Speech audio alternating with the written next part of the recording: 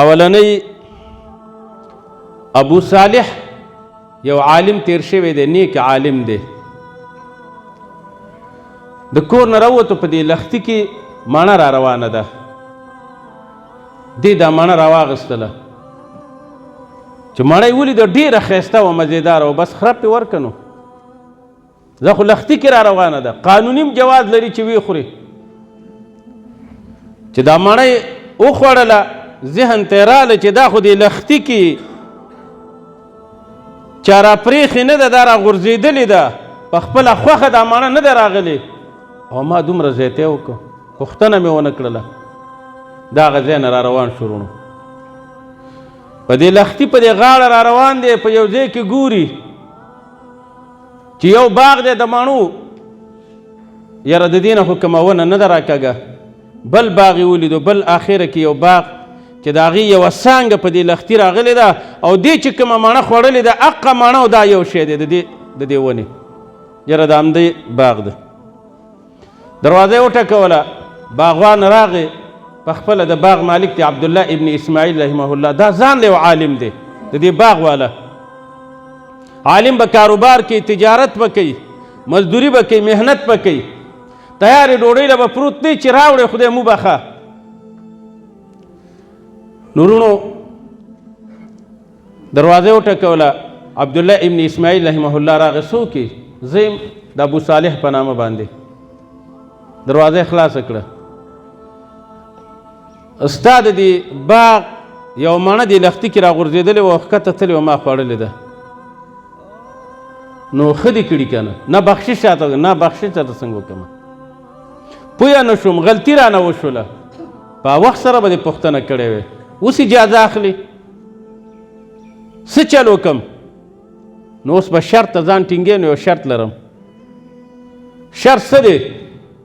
ځکه د باغ والا پوه شو چې دا سړی متقي دی، تقوا والا دی، مؤمن دی، مسلمان دی، راځه د دې نه بل ښه سړی نه پیدا کېږي. ورونو ورته وایي چې شرط مې دا دی چې یا درته مڼه نه بخم، یا یې بخم په دې شرط چې زما کور کې یوه لور ده، په سترګو ړنده ده، په خپو باندې شله ده، او لاسونه هم کار نه کوي، په لاسونو هم شله ده او په خپو ګوډه ده، او بل څوک نشته دی. نو او ته اوس الله ما ته راکړې، دا لور به مې په نکاح سره اخلي. او ای سړیه، ښځه خو سړی د دې دپاره کوي چې د هغې حاجتونه ضرورتونه پوره کړي. دا خو چې په خپو ګوډه ده او په لاسونو شله ده او په سترګو ړنده ده، نو دا به زه غېږ کې ګرځومه. نو نورونو ویل ښه موقع ده، لور سره به مې نکاح کې کنې په ورځ د قیامت په د دې مڼې بدل راکړي. ابو صالح صاحب حیران شو، الله دا څه چلو شو؟ بالاخر زما عزتمندو غاړه یې کېښودله چې زه ستا د دې لور سره واده کولو ته تیار یم. نو ابو صالح صاحب غاړه کېښوده، اوس څه وکړي؟ نو د آخرت عذاب خو سخت دی. نو دې وخت کې زما عزتمندو وایي ځان سره یې کور ته بوتلو،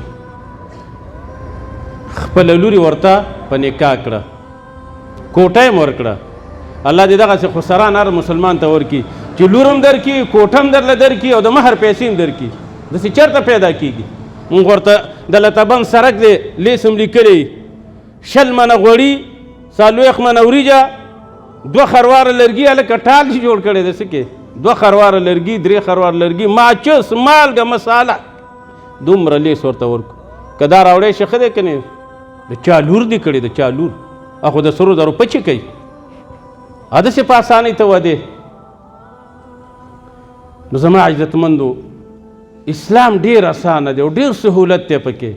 مونږ مسلمانان یو، الله دې مونږ او تاسو صحیح مسلمانان جوړ کړي، چې صحیح مسلمانان شو، په الله یقین وکړي چې دا ژوند به مو ښایسته وي، ژوند کې به خوشحالي وي، راحت به وي پکې، په دې ژوند کې به مینه محبت وي. وروڼو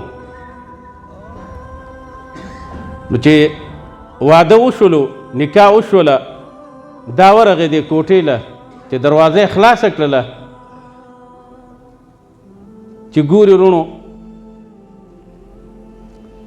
یوه جلۍ ناسته ده ډېره ښایسته. واپس یې دروازه را بنده کړه، ګنې د ناوې خواله څوک راغلی ده یا بله څوک راغلی ده، راووتو. هلته ورته عبدالله ابن اسماعیل رحمه الله ولاړ دی. ورته ویې ولې بچیه؟ وایي دې کوټه کې ښځه بدله ده. وایي نه همدا ستا ښځه ده. وایي تا خو ما سره وعده کړې وه چې په سترګو ړنده ده او په خپو ګوډه ده او په لاسونو باندې شله ده او دا خو روغه جوړه دومره ښایسته جلۍ ده. ورته وایي بچیه ما همداسې یو مؤمن مسلمان لټولو، زما لور ځکه ړنده ده چې دې اوسه پورې پردی سړی نه دی لیدلی. زمونږ خو بازارونو کې صیبه کوڅه ګشتې المخلات چې ورته وایي کوڅه ګشتې چرګانې دي، هر دکاندار سره گپ شپ ټوقې ټقالې موبایل غار دومره موبایل به یې لاس کې نیولی جلۍ به روانې. دا چالو دا پلانکي بزرګ صاحب لور ده، په سترګو ځکه ړنده ده چې څوک یې لیدلي نه دي، کور کې شوې او لویه شوې ده، اوسه پورې زما باغ هم لا نه دی لیدلی او په لاسونو باندې ځکه شله ده چاته یې لاس نه دی ورکړی، یو پلار پیژني باز، په خپو ځکه ګوډه ده د کور نه وتلې نه ده. همداسې ستا غوندې متقي بنده مې لټولو او دا ښځه دې تا ته مبارک کړي. په دې شپه باندې نزدېکت وشو، الله د دغې ښځې نه او د دې سړي نه یو شخصیت دنیا ته پیدا کړو. شیخ عبدالقادر جیلاني رحمه الله غوندې بچی الله ورکړه. اولاد به دې ښي زما وروڼو.